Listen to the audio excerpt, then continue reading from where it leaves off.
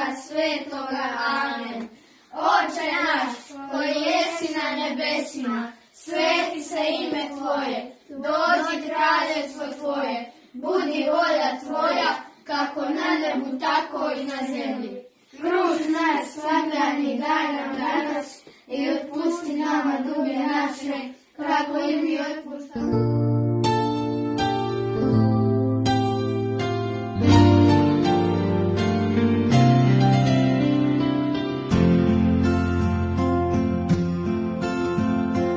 Ti